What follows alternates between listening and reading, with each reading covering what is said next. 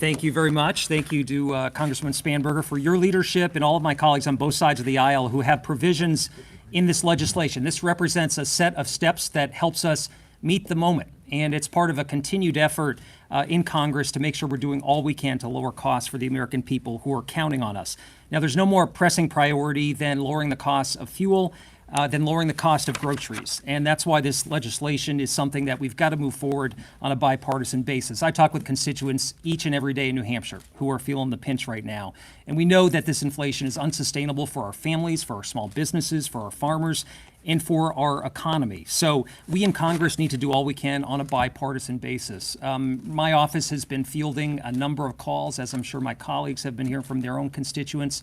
I heard from a family today who paid $350 at the grocery store on a single trip just for the basic necessities. I've talked to some seniors who are on fixed incomes who worry about being able to afford their medications in addition to their groceries, in addition to their other bills. So these are the people that are relying on us that we're here to represent. And by taking steps forward on these common sense ideas to lower food costs and fuel costs, we can help provide the kind of relief that our constituents are counting on.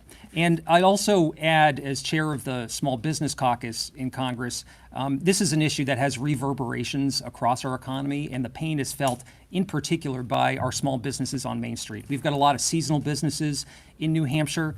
They are working harder than ever.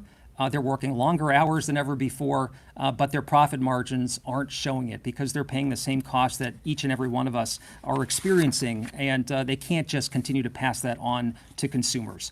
They don't operate like an oil and gas company does. They don't operate like one of these big conglomerates do. And so we've got to make sure that there's fairness in our economy, that our families can pay the bills, and that our small businesses, as they continue to recover from a really tough couple of years, can make it and can keep their doors open and keep doing what they do best.